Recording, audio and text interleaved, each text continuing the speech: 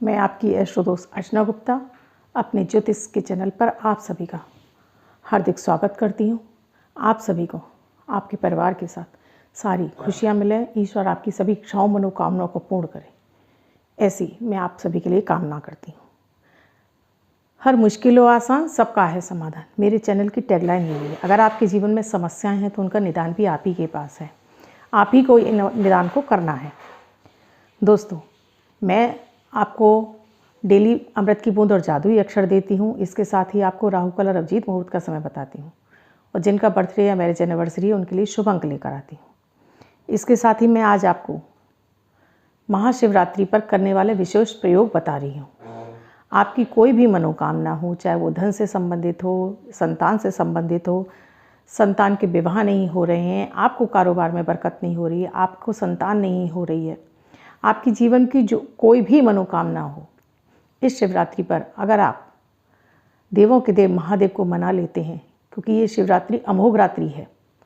ये 4 रात्रियाँ जिसमें शिवरात्रि, होली की रात्रि, जन्माष्टमी की रात्रि और दिवाली की रात्रि, इन्हें मोहरात्रि बोला जाता है। इस समय किया गया कोई भी जप, कोई भी पूजा तुरंत फलदायी हो जाती है। इनका रिजल्ट हमें तुरंत देखने को मिल जाता है अगर हम सकारात्मक तरह से पूजा करते हैं, अपनी मनोकामना को पूरा करने के लिए प्रयास करते हैं। दोस्तों, अगर हमें भूख लगी और पेट भरने के लिए हमें खाना खाना पड़ता है, उसके लिए बनाना भी पड़ता है, तो यही हमें हमारे जीवन में हमें लग्जरियस लाइफ चाहिए, हमें जीवन का हर सुख चाहिए, तो हमें जीवन में छोटे छोटे ज्योतिषी उपाय करते रहना चाहिए। आप कहते हैं कि भगवान नहीं है, तो आप साबित कीजिए कि आप ये साबित कीजिए कि भगवान नहीं है। मैं आपसे कहती हूँ कि आप साबित करके दिखाइए। मेरा मानना है कि भगवान है। आप कहते हैं भगवान नहीं है, तो नहीं है तो आप ये साबित करके दिखाइए कि कैसे अपने आप प्रकृति, सूरज अपने टाइम से निकलता है, चंद्रमा अपने टाइम से निकलता है, कैसे आप रात में आपको नींद आने लगती है और कैसे आप सुबह एकदम से आप जाग भी जाते हैं।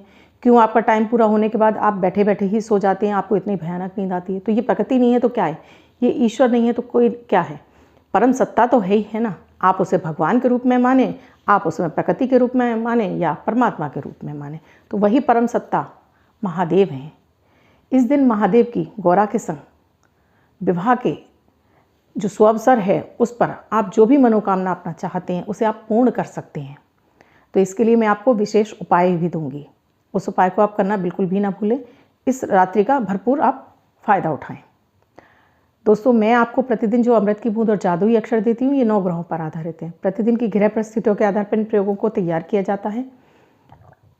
आपकी कोई भी राशि हो, आपके जन्मांग में ग्रहों की कोई भी अवस्था रही हो, आप भारत में, आप विश्व में, आप किसी भी देश में रहते हो, ये 10 वर्ष के बच्चे से लेकर 90 वर्ष तक के बुजुर्ग सभी के लिए उपयोगी और प्रभावी हैं। मात्र 1-1 मिनट के प्रयोग हैं, जिसमें ना तो आपका समय ही लगता है, ना कोई धन खर्च होता है। इन प्रयोगों को करके जब आप निरंतर करने लगते हैं इन प्रयोगों को, तो आपके जन्मांग के 9 के 9 ग्रह संतुलित होने लगते हैं, व्यवस्थित होने लगते हैं, उनसे मिलने वाली पीड़ाएं शांत होने लगती हैं, आपके अटके हुए कार्य बनने लगते हैं, आपका मन प्रसन्न रहने लगता है, मन मजबूत हो जाता है, सोच पॉजिटिव हो जाती है, ऑरा क्लीन होती है, साथ में इम्यूनिटी बूस्ट होती है, जिससे आप जल्दी ही किसी बीमारी की चपेट में नहीं आते। इसके साथ ही आपका मन प्रसन्न रहने से आपकी समस्याओं को आपको जल्दी ही निदान मिल जाता है। आप स्वयं करें, परिवार के सभी सदस्यों को कराएंगे, तब इनका फल आपको जल्दी मिलेगा। 7 मार्च 2021 दिन रविवार। आज का राहु काल है शाम को 5:10 से 6:30 तक। इस समय आपको कोई भी शुभ नया कार्यारंभ नहीं करना चाहिए। आज अभिजीत मुहूर्त का समय है 12:22 से 1:09 तक। इस समय आप कोई भी शुभ नया कार्यारंभ कर सकते हैं। आज की अमृत की बूंद में आपको नहाने के पानी में आधा चम्मच खाने वाला पिसा हुआ नमक डालना है, उसके बाद उस पानी से आप स्नान कर लीजिए। प्रयोग पूरा हुआ। क्योंकि रविवार है तो सूर्य आराधना करना बिल्कुल भी ना भूलें। आज का जादुई अक्षर है दोस्तों रमा वाला रा, इस तरह से आर। इस शब्द को आप रेड कलर के पेन से लेफ्ट हैंड पर कहीं भी लिखकर छोड़ दीजिए। 24 घंटे तक लिखा रहने दीजिए। दूसरे दिन आप नहाएंगे, धुल जाएगा। मैं आपको नया शब्द दूंगी, आप इसको फिर से लिख सकते हैं। आप इसको अपने हाथ पर नहीं लिखना चाहते हैं, छोटी सी सफ़ेद कागज़ की चिट लीजिए, रेड कलर के पेन से लिखकर फोल्ड करके पर्स या पॉकेट में रखिए। दूसरे दिन फाड़कर किसी पेड़ की जड़ में छोड़ दीजिए। दोस्तों, अगर आप लिखना भूल जाते हैं तो इसके लिए सबसे बेस्ट सोल्यूशन है, आप बाथरूम में एक रेड पेन रखिए, साथ में अपना मोबाइल रखिए। वहीं पर आप जब तैयार हो रहे हैं उसी समय आप इस शब्द को लिख लीजिए। आप कहीं भी लिख सकते हैं, यहाँ लिख सकते हैं, यहाँ आपको लगता कोई देखे नहीं तो आप इस जगह भी आप इस शब्द को यहाँ पर भी लिख सकते हैं। आप लिखिए, इसका चमत्कारी प्रभाव आपको दूसरे दिन से ही आपको दिखाई देने लगेगा। आप इसको अपनी मदर टंग यानी मातृभाषा में भी लिख सकते हैं, लेकिन प्रोनाउंसिएशन उसका रा ही होना चाहिए। दोस्तों, अब जिनका बर्थडे या मैरिज एनिवर्सरी है उनके लिए वर्ष शुभ हो, ऐसी मेरी ईश्वर से कामना है।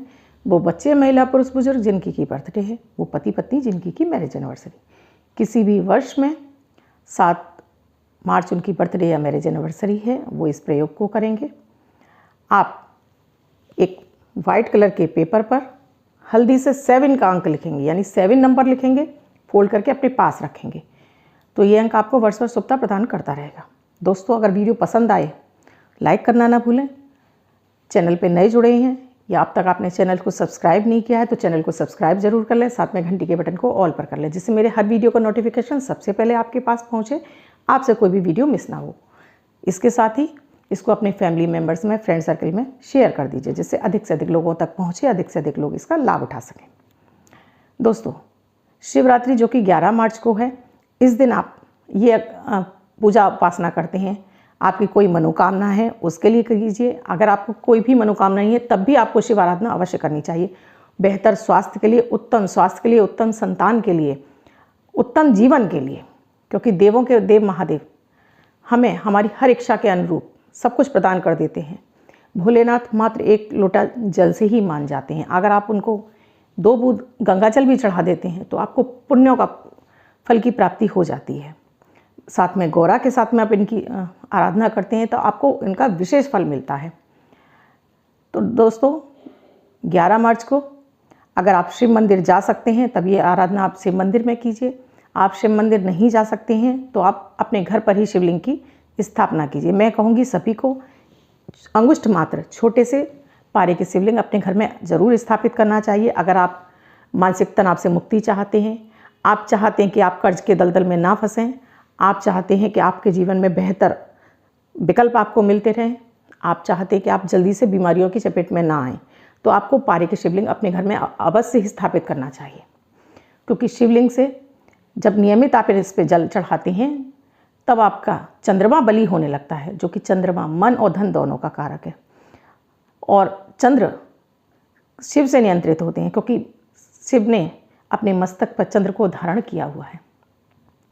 चंद्र जनित सभी समस्याओं का निराकरण शिव आराधना से प्राप्त हो जाता है। तो दोस्तों, इस शिवरात्रि पर आप छोटे से पारद के शिव लाकर अपने घर पर स्थापित कीजिए। अब मान लीजिए आपके घर के पास भी कोई शिवलिंग का मंदिर नहीं है, बड़े मंदिर हैं जो कि शाम के समय बंद हो जाते हैं, या वहाँ पर इतना रश रहता है कि आप पूजा उपासना नहीं कर सकते, और आप इस दिन अपनी सभी मनोकामनाओं के लिए विशेष उपासना करना भी चाहते हैं, आपके पास पारे के भी शिवलिंग नहीं है, तो आपको घबराने की आवश्यकता नहीं है। दोस्तों, इसके लिए आप कीजिए कि 10 तारीख को प्रदोष काल में, चाहे तो चिकनी मिट्टी जिसको हम बोलते हैं मुल्तानी मिट्टी, उससे स्थापित कीजिए, छोटे से अपने हाथों से उनका निर्माण कीजिए शिवलिंग का, या फिर कहीं पवित्र नदी के पास की कोई मिट्टी है आपके पास, ला सकते हैं, उससे निर्माण कर लीजिए, उसे सुखा लीजिए, या फिर आप आटे से भी निर्मित कर लीजिए। अपने घर के आटे से भी आप छोटे से शिवलिंग को निर्मित कर लीजिए, उसे सुखा लीजिए। आप 10 तारीख को तैयार कीजिए, उसको पूरा दिन सूखने के लिए रख दीजिए। अब 11 तारीख को आप इसको अभिजीत मुहूर्त में इस पूजा को कीजिए, या आप प्रदोष काल में इस पूजा को कीजिए। वैसे तो शिवरात्रि वाले दिन आप किसी भी समय पूजा करें वो आपकी फलित होती है, क्योंकि शिवरात्रि है, पूरे दिन 24 घंटे ये आपके लिए शिव के द्वार खुले हुए हैं। लेकिन मैं कहूँगी कि आप या तो अभिजीत मुहूर्त के समय कीजिए या फिर प्रदोष काल में। अभिजीत मुहूर्त का समय मैंने अपने वीडियो में आपको दिया हुआ है। प्रदोष काल का समय यानी कि जब शाम और रात की बेला मिल रही होती है उसको प्रदोष काल कहते हैं, यानी कि 6 और 7 के बीच का टाइम को हम प्रदोष काल कह सकते हैं। दोस्तों, इसमें करना ये है, आपको पहले से तैयारी करके रखना है। इसके लिए आपको पंचामृत की तैयारी करनी है, जिसमें कच्चा दूध, दही, थोड़ा सा घी, शहद, उसमें आपके साथ में उसमें शहद होना चाहिए, और साथ में उसमें आपके चीनी होनी चाहिए। ये सब चीज़ों को आप मिश्रित करके एक जगह बनाकर रख लीजिए। बिलपत्र होने चाहिए जो कि बिल्कुल अखंडित हों, साफ़ सुथरे हों, उन्हें आप धो के बिल्कुल साफ़ कर लीजिए, और सभी पे चंदन पे हर तीन पत्तों वाले जो बिलपत्र होते हैं उन पे सब पे चंदन से एक एक बिंदी लगा दीजिए। धतूरा भी लाइए। अगर आपको आंकड़े के फूल मिल जाते हैं, वो चाहे नीले हों चाहे सफ़ेद हों, कोई से भी आप फूल ले आइए, आंकड़े के फूल ले आइए, बेर ले आइए, आपको जो भी फल मिल जाए वो फल ले आइए। अब आप अपने घर के मंदिर में बैठ जाइए। अपने घर के मंदिर में कर रहे हैं या मंदिर में जहाँ भी कर रहे हैं, उसके लिए मैं आपको विधि बता रही हूँ। धूप भी रखिए अपने साथ में, छोटी सी धूप बत्ती भी रखिए और साथ में घी का दीपक भी। आपने एक आसन रखिए जो कि ऊनी होना चाहिए, लाल या येलो कलर का। अगर ऊनी आसन नहीं है तो एक मोटा सा आप चादर बिछा लीजिए अपने नीचे। घर के मंदिर में या आप शिवालय जा रहे हैं वहाँ पर अपने ऊपर जल छिड़किए, अपने आसन पर जल छिड़किए। अपने क्षेत्र देवता का ध्यान कीजिए कि आप आराधना करने जा रहे हैं, आप अनुमति प्रदान करें। उसके बाद फिर गणेश जी का ध्यान कर लीजिए। अब अपने हाथ में जल लेकर अपना नाम, अपने पिता का नाम, अपना गोत्र बोलिए। आप महिला हैं तो अपना नाम, अपने पिता का नाम, अपना गोत्र, अपने पति का नाम और पति का गोत्र भी बोलिए। और अपने आपके निवास स्थान का भी नाम बोलिए, आप कहाँ से हैं। अगर मंदिर में कर रहे हैं चाहे घर में कर रहे हैं, विधि सेम ही है। आपने बोला, उसके बाद अपनी मनोकामना भी पूरी बोलिए। आप क्या क्या चाहते हैं वो सब कुछ बोल दीजिए इसी के अंदर। आपको जो भी चाहिए अपने जीवन में, आप सारी समस्याओं का आप निदान चाहते हैं वो सारी बोलिए। उसके बाद इसको, मेरी पूजा में जो त्रुटियां हों उन्हें क्षमा करते हुए मेरी प्रार्थना स्वीकार करें, ऐसे बोलते हुए इसको जल को पृथ्वी पर छोड़ दीजिए। अब पहले आपको जल चढ़ाना है तो आप जल चढ़ाइए। अगर आप अपने लिए कर रहे हैं तो नमः शिवाय का निरंतर जाप करते हुए इस विधि को करते रहना है, और इसमें आपको जाप को रोकना नहीं है, आप निरंतर करते रहिए। आप चीज़ें चढ़ाते रहिए, आप करते रहिए। अगर आप किसी और के लिए कर रहे हैं ये आराधना तो उसका नाम लेकर संकल्प कीजिए, साथ में ओम नमः शिवाय लगाइए। ये मैंने आपको विधि बता दी। आपने शिवलिंग को एक बड़े बर्तन में रख लिया। अब पहले आपको जल चढ़ाना है। पहले आपने नमः शिवाय बोलते हुए जल चढ़ा दिया। उसके बाद आपने चम्मच से आपने पंचामृत चढ़ाना शुरू किया। नमः शिवाय उस पर पंचामृत चढ़ाते रहिए। काउंटिंग करने की ज़रूरत नहीं है, आप निरंतर जपते रहिए। जितना आप अधिक से अधिक जाप कर सकते हैं नमः शिवाय का। ये पंचाक्षरी मंत्र है, शिव का सिद्ध मंत्र है। इसके लिए आपको ओम और इस सब की आवश्यकता नहीं है। नमः शिवाय हम अपने लिए करते हैं, ओम नमः शिवाय हम समष्टि के लिए करते हैं, यानी कि दूसरों की भलाई के लिए करते हैं। आपने पंचामृत चढ़ा दिया, उसके बाद फिर आप शुद्ध जल से उनको फिर से स्नान करा दीजिए। नमः शिवाय का जाप आप निरंतर करते रहेंगे। उसके बाद आपने बिलपत्र, कम से कम आपके पास 11 बिलपत्र हों। अगर आपके पास 11 बिलपत्र नहीं है तो आप उसी एक बिलपत्र को आप 11 बार भी चढ़ा सकते हैं। नमः शिवाय का जाप करते हुए आपको जो बिंदी वाला हिस्सा है, यानी आपको चिकने हिस्से पर बिंदी लगानी है और वो बिंदी वाला हिस्सा आपको उल्टा रखना है, यानी कि पत्ता आपको उल्टा चढ़ाना है शिवलिंग पर। इस तरह से नमः शिवाय का जाप करते हुए आप वो सारे पत्ते चढ़ा दीजिए। आंकड़े के फूल भी चढ़ाइए, धतूरा भी चढ़ाइए, दीप आपने जलाई रखा है, धूप दिखाइए भोलेनाथ को। आप जो भोग लगे हैं वो भोग भी अर्पित कीजिए उसमें से। वहीं बैठकर आपको जो भी शिव जी का चालीसा आती हो, चालीसा पढ़िए। अगर आपको महामृत्युंजय मंत्र आता है तो उसका जाप कीजिए। शिवाष्टक आता है, शिवाष्टक का जाप कीजिए। रुद्राष्टक आता है तो रुद्राष्टक का जाप कीजिए। ये आप कर लीजिए। वहाँ पर एक बार फिर से अपनी मनोकामना बोलिए, आप आरती कीजिए। फिर से एक बार मनोकामना बोलिए, अपनी अपराधों के लिए क्षमा मांगिए कि मुझसे इस पूजा में जो भी त्रुटियाँ हो गई हैं उसके लिए क्षमा करें। हे भोलेनाथ, मेरे इस अपनी कृपा की दृष्टि सदैव मुझ पर बनाए रखना। उन्हें प्रणाम कीजिए। जलाधारी से निकलने वाले जल को अपनी आँखों से लगाइए और अपने हृदय पे भी लगाइए। अगर आपको वहाँ पर शिवलिंग पर चढ़ा हुआ एक चावल मिल जाता है, आप अपने साथ भी चावल ले जाइए। मैं बताना पहले भूल गई, साथ में चावल भी ले जाइए, चावल भी चढ़ाइए। उसमें से मात्र एक चावल आप लाई उठाकर, उस चावल को लाकर आप अपने लाल कपड़े में लपेट कर, एक ही चावल लाना है आपको, लपेट कर अपने धन स्थान पर रख दीजिए। आपकी कैसी भी मनोकामना है, आप खुद से चमत्कृत रह जाएंगे। आपके महीने भर के अंदर बहुत सारी इच्छाएं आपकी फुलफिल होने लगी हैं। आपकी इच्छाएं, आपके काम बनने लगे हैं, गति आ गई है उन चीज़ों में। और अगर यही विधि आप करना चाहते हैं तो आगे भी जो मासिक शिवरात्रियाँ पड़ती हैं उन पर भी आप इस तरह से इस विधि से पूजा कर सकते हैं। आपने मंदिर में जाके किया है तब कोई बात नहीं है, लेकिन आपने अगर घर पे इस तरह से इस विधि को किया है तो जो आपने चढ़ा हुआ है परात में, आपने किसी बड़े बर्तन में आपने शिवलिंग की पूजा की है, अब उसमें से शिवलिंग को निकाल कर धोकर फिर से आप अपनी जगह पे स्थापित कर दिए मंदिर में। और जो भी सामान है आपके पास इकट्ठा हुआ है, इसे किसी पौधे की जड़ में लगा दीजिए।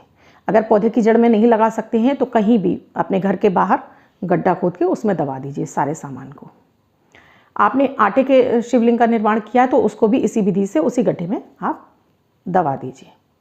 आप पाएंगे कि आपके कुछ ही दिनों में इच्छाएं पूरी होने लगी हैं। अगर ये प्रयोग आप लगातार 3 शिवरात्रि कर लेते हैं तो कैसी भी आपकी मनोकामना होगी, भोलेनाथ उसको अवश्य पूरा करेंगे। दोस्तों, अगर आप मुझसे अपनी कुंडली का विश्लेषण कराना चाहते हैं तो डिस्क्रिप्शन बॉक्स में मेरा व्हाट्सएप नंबर दिया हुआ है। मेरा व्हाट्सएप नंबर है 8077506510। इस नंबर पर आप कॉल या मैसेज के द्वारा प्रोसीजर जान सकते हैं। आपको उम्मीद करती हूँ दोस्तों मेरा वीडियो ये आपको अच्छा लगा होगा। अच्छा लगा है तो लाइक करना ना भूलें, चैनल को सब्सक्राइब करना ना भूलें, साथ में ही शेयर करना भी ना भूलें। मैं कल फिर मिलूँगी अपने अमृत की बूंद और जादुई अक्षर के साथ। धन्यवाद।